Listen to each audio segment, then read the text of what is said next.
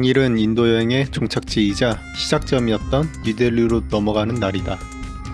전날 걷다가 우연히 발견했던 프랜차이즈 느낌의 카페로 가서 대충 기차 시간 전까지 뻐기기로 하였다.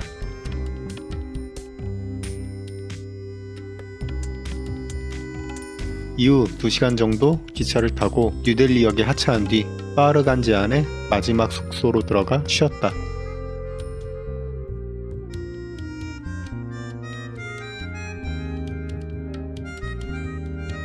내일이면 한국으로 돌아가기 때문에 간단한 기념품과 먹거리 등을 사러 코너플레이스와 칸마켓을 들렀다.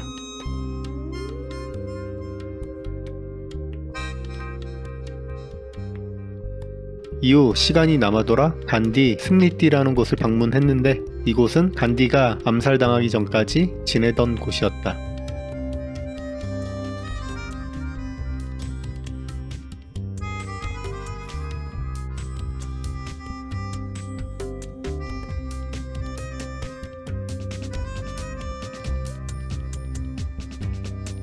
사진은 하나도 없다. 첫날에 역순으로 인도 공항으로 돌아가고 공항에서 서울대생의 여학생을 만나 밥도 같이 먹고 지루한 환승 시간을 잘 때웠다.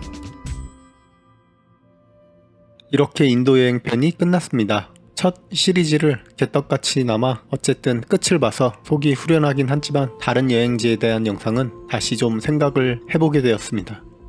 인도 여행은 사실 저녁 후 고등학교 친구놈과 당시 첫 비행기를 타고 떠나는 여행지로 정했던 곳이었는데 친구놈의 공작으로 결국 흐지부지하게 되었고 대신 제주도 일주를 오토바이를 타고 싸돌아 다녔습니다. 그렇게 10년이 더 지나고 난 뒤에야 끝내는 혼자서 다녀오긴 했지만 역시나 젊었을 때 나가볼 걸 후회가 됩니다. 인도는 보통 타 여행지에 비해 유독 부정적인 이야기가 많은 편인데요. 사람마다 느끼는 바가 다르니까 그래도 제 생각을 말하자면 오히려 타 국가들에 비해 어느 나라에 있는 공통된 양아치라든지 목적을 갖고 접근하는 이들을 제외한다면 보통의 인도인들은 매우 친절한 편이었습니다. 그리고 본래 여행을 가면 밤늦게까지 많이 걸어 다니는 편이긴 한데 인도는 그 전기와 같은 주변 환경적인 이유들로 인해 밤에는 도심지를 제외하고는 거의 돌아다니지도 못했고요. 저의 생각은 어느 여행지건 간에 위험한 곳에 가지 않고 위험한 행동을 하지 않는다면 크게 해는 입지 않는다는 주의라서 그리고 인도 여행을 준비하는 데 있어 팁들은 1편에서 다뤘기 때문에 혹시 궁금하신 분들이 있다면 그걸 보시면 될 것 같고요. 마지막으로 여행을 다녀오고 나서 저의 팁과 후기를 말하고 끝마치도록 하겠습니다. 가장 유용했던 물건은 물티슈와 마스크였는데 물티슈는 당연히 그때그때 닦을 때 유용하고 여행자 중에 반 이상 경험한다는 물갈이 설사일 때도 매우 유용합니다. 마스크는 평소에는 딱히 필요성을 느끼진 못했는데 사막 투어 할 때와 특히 바라나시의 보트 투어를 할 때는 수많은 날파리로부터 기관지를 보호하는 데 있어 매우 유용했습니다. 그리고 옷은 얇은 옷 2벌 정도의 두께감 있는 외투 하나, 그리고 슬리퍼는 기왕이면 크록스를 추천하는데요. 어차피 옷은 인도 가면 저렴하게 구입해서 입고 다니게 될 가능성이 높기 때문이고요. 슬리퍼는 인도 걸 추천 안 하는 게 불편하고 되게 약해서 한국 걸 가져오는 걸 추천합니다. 외투는 야간 기차나 또는 밤에 이동할 때, 또 사막에서 야영을 할 때 생각보다 매우 추운데요. 그때는 가져온 얇은 옷들을 다 껴입고 그 위로 외투를 입을 용도로 말을 해봤습니다. 인도 여행 시 조심해야 할 점으로는 다른 여행지와 마찬가지로 접근하는 사람들을 경계하는 거를 제외한다면 단연 개와 원숭이를 가장 경계했습니다. 이유는 광견병 때문이죠. 물리면 끝. 지저분하거나 시끄러운 경적, 그리고 물갈이 설사 이런 것들은 사전에 인지를 하고 있어서 딱히 거슬린 점은 없었는데요. 예상외로 음식이 변수였습니다.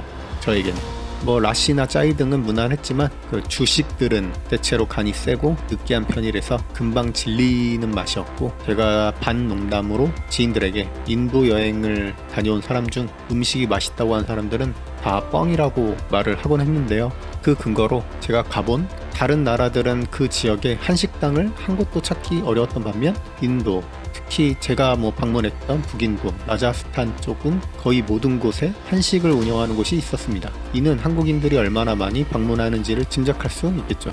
실제로 현지에서 만났던 이들 중에 인도 음식이 맛있다는 이들, 특히 여성분들이 몇몇 있었는데요. 그런데 다 그들도 한 식당에서 만난 사람들이었고 그 지역에서 머무는 동안 늘상 그 식당에서 반복해서 마주쳤습니다. 이러한 패턴은 다른 지역의 다른 한국인들을 만났을 때도 데자뷰처럼 반복됐고요. 마지막으로 패키지를 가본 적이 없어서 선입견을 갖고 있었는데 바라나시에서 만난 분들과 이야기를 해보니 요즘엔 인솔자가 이동과 숙소까지만 정해주고 나머지는 자유시간을 주는 방식이라 들었습니다.